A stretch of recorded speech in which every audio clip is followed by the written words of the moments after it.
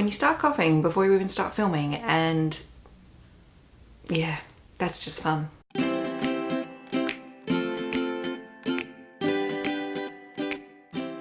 Hi guys, it's Steffi from the Novelty Corner. Welcome back to my channel. Today I am here with my weekly wrap up for the week of April the 23rd to the 29th.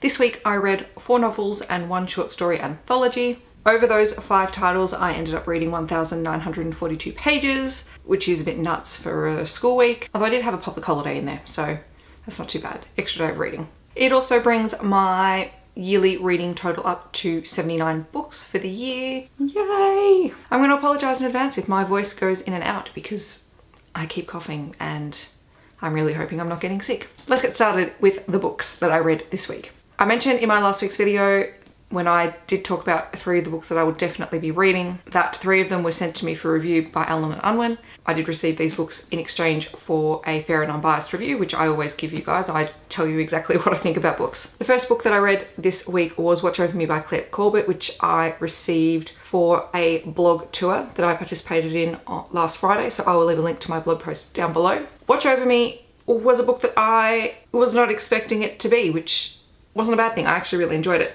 It is described on the front as a contemporary thriller of rebellion and surrender, love and war. It is a story that is told in second person, and it is the story of Sylvie, who is a young woman living in a town that has been occupied by an invading force.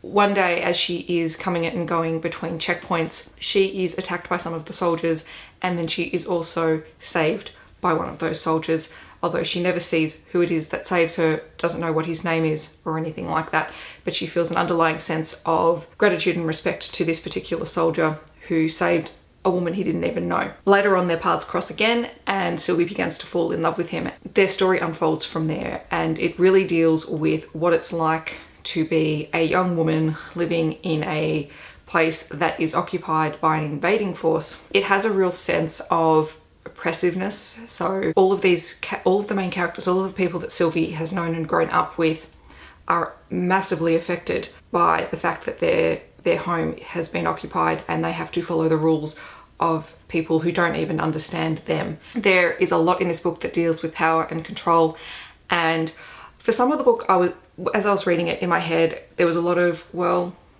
the women in here are treated like crap. Part of that rubbed me the wrong way, but at the same time, that's sort of the point that Claire Corbett, the author, is going for, because in situations like this, how do women survive, and what do they have to sacrifice, or what do they have to become in order to survive a situation like that? And that was really interesting. So while at sometimes I was frustrated with the way women were treated, by the time I got to the end of the book, the last couple of chapters in this were just wonderful because it shows life after.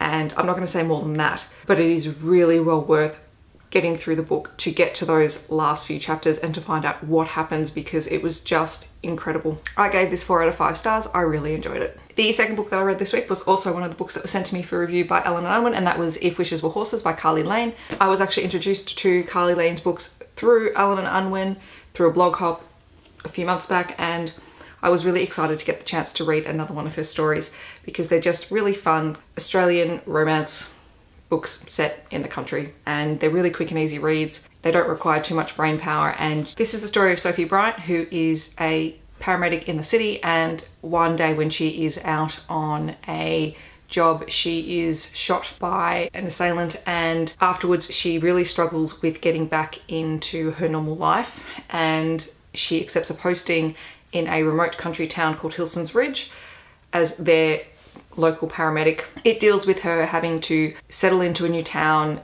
having to deal with people who want to know every single thing about you and who talk about you to everyone else. Eventually she becomes really enamored with this beautiful old house on the outskirts of town. On a whim, she buys it, which her family thinks is nuts, because this was only supposed to be a temporary posting. And one day when she is cleaning out the house from the belongings of the previous owner, she discovers a chest, and inside the chest is a diary of a soldier from the First World War who was a light horseman, and there's this beautiful undercurrent of World War II history embedded in this, which was really nice because I actually started reading this just before Anzac Day and I finished it on Anzac Day, so it was actually really good timing. I had no idea that it was even in there because I hadn't read the blurb properly. There's also a romance in here, as Sophie has a unfortunate run-in with Zach Conway, the local vet. They both have baggage from past relationships and they need to overcome that. Overall, it was just a really nice read, nice and easy. I really loved the threads of World War I history that were embedded in it because it's such an important part of our history, and I gave this 4.5 out of 5 stars. Then I read Avalon by Mindy Arnett, which is the first book in a duology, and it is the story of teenagers in space. Basically, this takes place in a universe where humans have spread out across the solar system. They are now ruled by the Confederation and some rather nasty, almost warlord type crime lord boss people that occupy various ports in space.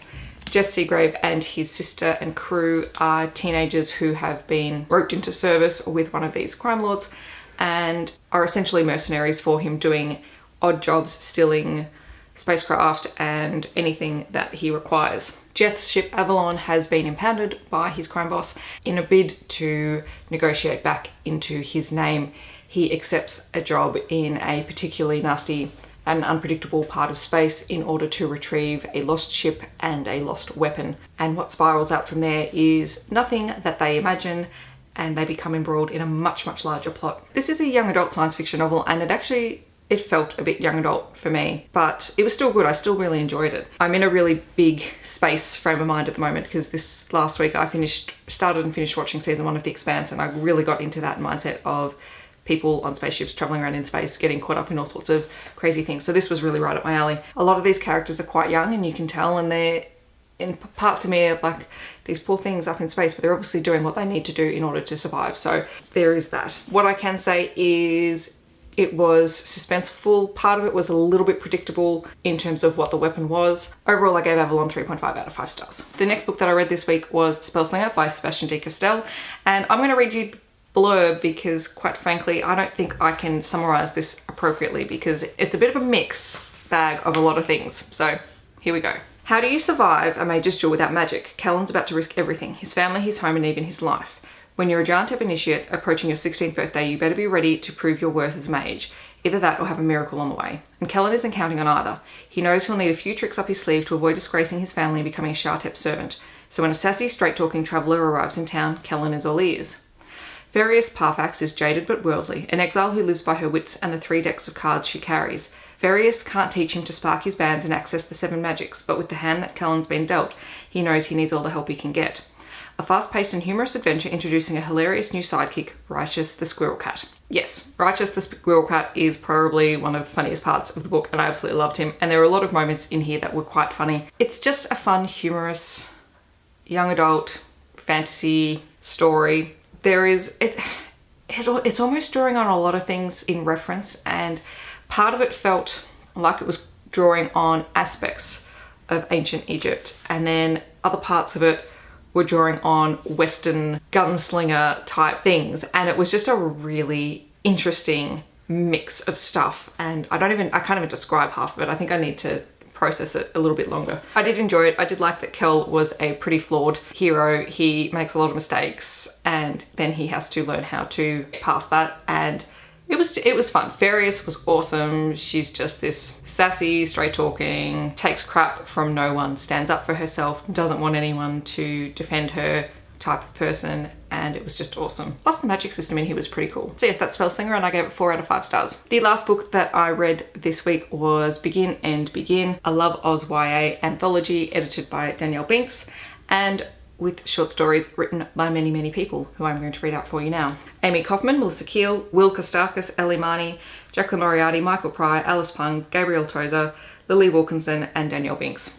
This is the second short story anthology I've read this year.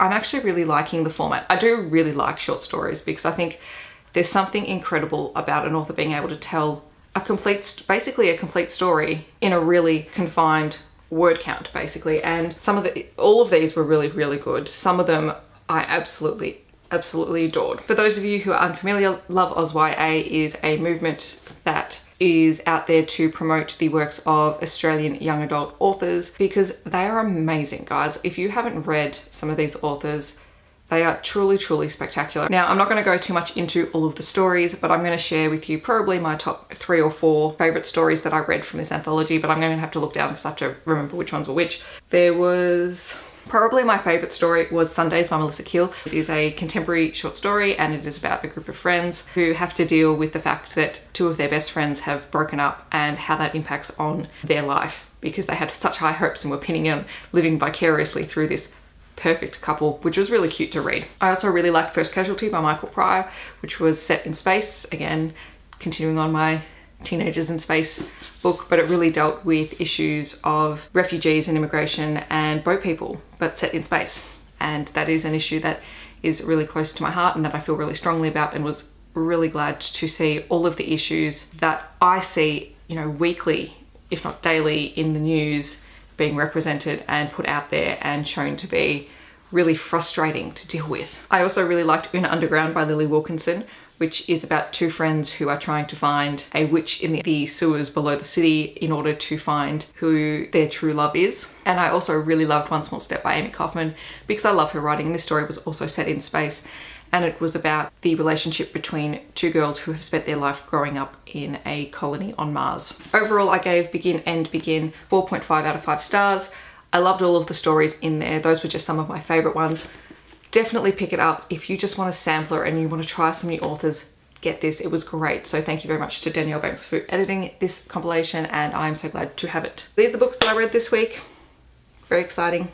I love my reading. I'm not entirely sure what I'm planning on reading in the upcoming week. I'm pretty sure I'll be reading A Quarter of Wings and Ruin by Sarah J Maas when I receive it. I should be getting it around Tuesday or Wednesday, which will be exciting. But beyond that, I think I'm just going to try and hit up my backlist TBR and try and get through a few things that I received in subscription boxes over the last few months that I haven't had a chance to read yet. So stay tuned. Let me know in the comments, what have you been reading lately?